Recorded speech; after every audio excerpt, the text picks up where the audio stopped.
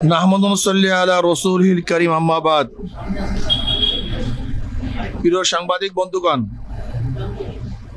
হাজারো ছাত্র জনতার রক্তের বিনিময়ে একটি সফল ছাত্র জনতার গণ অভ্যুত্থানের মধ্যে দিয়ে ইতিহাসের জঘন্যতম ফ্যাসিবাদী স্বৈর শাসকের পতন পরিবর্তী দেশের বিরাজমান পরিস্থিতি ও বর্তমান অন্তর্বর্তীকালীন সরকারের কার্যক্রম বিষয়ে আয়োজিত আজকের সংবাদ সম্মেলনে উপস্থিত সবাইকে আন্তরিক শুভেচ্ছা ও কৃতজ্ঞতা জানাচ্ছি। প্রিয় সাংবাদিক বন্ধুগণ, শুরুতেই জুলাই বিপ্লব এবং 5ই আগস্টের অভ্যুত্থানে যেসব ছাত্র জনতা জীবন দিয়েছেন, রক্ত দিয়েছেন, পঙ্গু হয়েছেন, আহত হয়েছেন, প্রিয়জন হারিয়েছেন, তাদের সবার প্রতি শ্রদ্ধা, কৃতজ্ঞতা ও সহমর্মিতা জানাচ্ছি। জাতির এই গৌরবান্বিত আন্দোলনে যারা যেভাবে অংশ নিয়েছেন তাদের প্রতিও শ্রদ্ধা ও কৃতজ্ঞতা জানাচ্ছি। শোকহত পরিবারের পরিজনের প্রতি জানাচ্ছি আন্তরিক সমবেদনা। প্রিয় সাংবাদিক বন্ধুগণ, ছাত্র জনতার গণ অভ্যুত্থান পরবর্তী গত 8ই আগস্ট আন্তর্জাতিক খ্যাতিমান ব্যক্তিত্ব নোবেল জয়ী ডক্টর মোহাম্মদ ইউনূসের নেতৃত্বে একটি অন্তর্বর্তীকালীন সরকার গঠিত হয়েছে।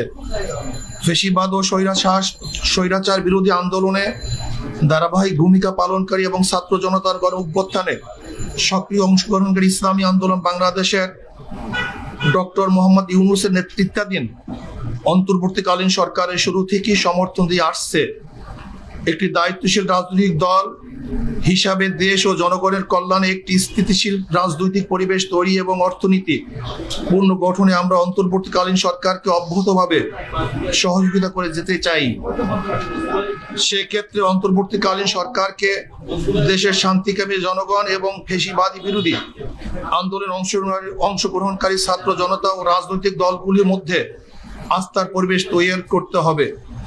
প্রিয় সাংবাদিক বন্ধুগণ,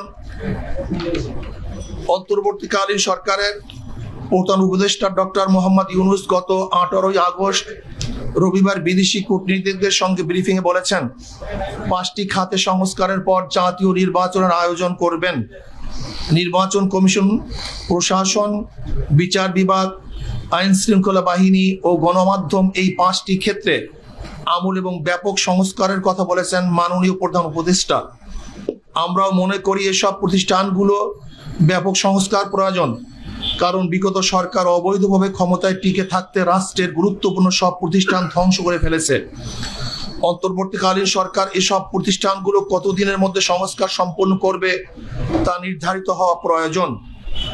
অতএব ইসলামী আন্দোলন বাংলাদেশের প্রত্যাশা করে অন্তর্বর্তীকালীন সরকার তাদের সংস্কার কার্যক্রমের ধরন ও প্রক্রিয়া কি হবে এবং কতদিনের মধ্যে সংস্কার কার্যক্রম সম্পন্ন করবে তা অতি দ্রুত প্রকাশ করবে এবং জাতীয় নির্বাচনের একটি রোড ম্যাপ ঘোষণা করবে। প্রিয় সাংবাদিক বন্ধুগণ, জুলাই বিপ্লব এবং 5ই আগস্ট ছাত্র জনতার গণ অভ্যুত্থানে স্বৈর শাসকের পেটুয়া বাহিনী, পুলিশ, বিজিবি এবং আওয়ামী লীগ, যুবলীগ, ছাত্রলীগের নৃশংস আক্রমণে সহস্রাধিক ছাত্র জনতা শাহাদাত বরণ করেছে। প্রায় 30,000 আহত হয়েছেন, গুরুতর আহত হয়েছেন কয়েক হাজার, যাদের মধ্যে অনেক শিশু কিশোর রয়েছে, যারা দেশের বিভিন্ন হাসপাতালে এখনো সঠিক চিকিৎসার অভাবে কাতরাচ্ছেন। আমরা ঢাকার পঙ্গু হাসপাতাল সহ বিভিন্ন হাসপাতাল পরিদর্শন করে এমন দুঃসহ অবস্থা প্রত্যক্ষ করছি। অন্তর্বর্তীকালীন সরকার ঘোষণা দিয়েছিলেন আন্দোলন আহতদের সরকারি খরচে চিকিৎসা দেওয়া হবে, কিন্তু আমরা এর দ্রুত যথাযথ বাস্তবায়ন দেখতে পাচ্ছি না। আমরা সরকারের প্রতি আহতদের দ্রুত চিকিৎসার যথাযথ উদ্যোগ গ্রহণের আহ্বান জানাচ্ছি। প্রিয় সাংবাদিক বন্ধুগণ, পতিত ফ্যাসিস্ট ও স্বৈরাচার আওয়ামী সরকার নির্বাচন কমিশন এবং প্রশাসনকে ব্যবহার করে 2014, 2018 এবং 2024 সালের 7ই জানুয়ারি 3টি ভুয়া জাতীয় নির্বাচন করেছে। এসব একতরফা, ভুয়া, পাতানো ও ডামি নির্বাচনের মাধ্যমে তাদের অবৈধ ক্ষমতাকে দীর্ঘায়িত করেছে। যারা তাদের এসব অবৈধ প্রশাসনের নির্বাচনে সহযোগিতা করে আওয়ামী লীগকে অবৈধভাবে ক্ষমতায় থাকার সুযোগ করে দিয়েছে, তারাও সমান অপরাধী। অতএব 3টি অবৈধ প্রশাসনের নির্বাচন পরিচালনাকারী 3টি নির্বাচন কমিশন এবং প্রশাসনের যেসব কর্মকর্তা তাদের অবৈধ কাজের কুশীলব ছিল তাদেরকে আইনের আওতায় এনে শাস্তির মুখোমুখি করতে হবে, যাতে ভবিষ্যতে কেউ অবৈধ নির্বাচনের সাহস না করে। পাশাপাশি আমরা বর্তমান নির্বাচন কমিশনের বিদায় পূর্বক বিচারের কাঠগড়ায় দেখতে চাই। প্রিয় সাংবাদিক বন্ধুগণ, দেশের ইতিহাসের সবচেয়ে বর্বর ও নৃশংস আওয়ামী দুঃশাসন উৎখাতের সংগ্রামের সূচনা করেছে আমাদের গর্ব শিক্ষার্থী সমাজ। তাদের অসীম সাহস, ত্যাগ ও বুদ্ধিদীপ্ত নেতৃত্ব আমাদের গর্বিত করেছে।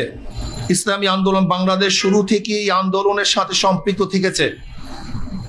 19 জুলাইতে আমরা পরিষ্কার করে জানিয়েছি যে সরকারের পদত্যাগই একমাত্র সমাধান। শুরু থেকেই নানা মাত্রায় ও নানা ধরনের ইসলামী আন্দোলনের নেতা কর্মী এই আন্দোলনের অংশ নিয়েছে। সেজন্য আমরা গর্ববোধ করছি। নৃশংস জালিমের পতনের মহান বিপ্লবের আমরা ভূমিকা রাখতে পেরেছি। আমাদের অনেক ভাই জীবন দিয়েছেন এবং আহত হয়েছেন। সর্বশেষ প্রাপ্ত তথ্য অনুযায়ী ইসলামী আন্দোলন বাংলাদেশ ও সহযোগী সংগঠনের সারা দেশে মোট শাহাদত বরণ করেছে 18 জন, আহত হয়েছে সহস্রাধিক। এর মধ্যে গুরুতর আহত বিভিন্ন হসপিটালে চিকিৎসাধীন রয়েছেন 150 জনের অধিক। প্রিয় সাংবাদিক বন্ধুগণ, স্বৈরাচার শাসনের অবসান হয়েছে। এখন সময় দেশ গড়ার, এখন সময় সাম্য, মানবিক মর্যাদা ও সামাজিক ন্যায় বিচার ভিত্তিক বাংলাদেশ নির্মাণের। তবে এই সুযোগ সন্ধিক্ষণে আমাদেরকে দেশের শত্রু এবং জনগণের শত্রুদের চিহ্নিত করে জাতির সামনে তাদের মুখ উন্মোচন করতে হবে। গণদুশমন, গণহত্যাকারী, লুটেরা, দুর্নীতিবাজ আর ভোট চোরেরা যাতে আগামীতে পুনর্বাসিত হতে না পারে তা নিশ্চিত করতে হবে। সে লক্ষ্যে গ্রহণযোগ্য তদন্ত কমিশন ও স্বতন্ত্র ট্রাইব্যুনাল গঠন করে জুলাই গণহত্যাকাণ্ডের বিচার করতে হবে। একই সাথে গত 16 বছরে সংগঠিত সকল রাজনৈতিক ও প্রশাসনিক হত্যাযজ্ঞ, গণহত্যা, গুম ও মানবাধিকার লঙ্ঘনের বিচার করতে হবে। এক্ষেত্রে যে সকল ব্যক্তি বা সংগঠন দোষী সাব্যস্ত হবে তাদেরকে রাজনীতি ও নির্বাচন থেকে স্থায়ীভাবে নিষিদ্ধ করতে হবে। 2. তদন্ত সাপেক্ষে বিগত বছর সকল দুর্নীতিবাজ ও বিদেশি অর্থ পাচারকারীদের সকল সম্পত্তি ক্রয় করে রাষ্ট্রীয় কোষাগারে জমা করতে হবে এবং বিদেশে পাচারকৃত টাকা ফেরত আনবার উদ্যোগ গ্রহণ করতে হবে। নাম্বার 3, আইন শৃঙ্খলা বাহিনী, প্রশাসন, বিচার বিভাগ সহ প্রজাতন্ত্রের যে সকল কর্মচারী আইন সংবিধান শপথ লঙ্ঘন করে অপেশাদার আচরণ করেছে তাদেরকে বিচারের মুখোমুখি করতে হবে। দেশের সংখ্যাগরিষ্ঠ ধর্মীয় জনগোষ্ঠীর চিন্তা চেতনা ও অনুভূতির বিরুদ্ধে কোনো সিদ্ধান্ত নেওয়া যাবে না। নির্বাচন কমিশনকে পুনর্গঠন করতে হবে এবং অবাধ, সুষ্ঠু, গ্রহণযোগ্য ও অংশগ্রহণমূলক নির্বাচনের জন্য সংখ্যাধিক নির্বাচন পিআর পদ্ধতি চালু করতে হবে।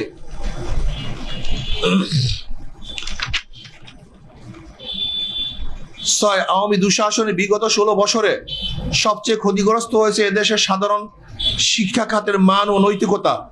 এই ক্ষতি দ্রুত সময়ের মধ্যে কাটিয়ে ওঠার লক্ষ্যে দেশপ্রেমিক শিক্ষাবিদ ও উলামায়ে কেরামের সমন্বয়ে একটি জাতীয় শিক্ষা কমিশন গঠন করে প্রয়োজনীয় পদক্ষেপ গ্রহণ করতে হবে। 7, গ্রাম পুলিশকে জাতীয়করণ করে তাদের সম্মানজনক বেতন ও ভাতার ব্যবস্থা করতে হবে। প্রিয় সাংবাদিক বন্ধুগণ, ছাত্র জনতার এই আন্দোলন হত্যা, লুটতারাজ ও অবৈধ ক্ষমতা প্রয়োগের বিরুদ্ধে ছিল।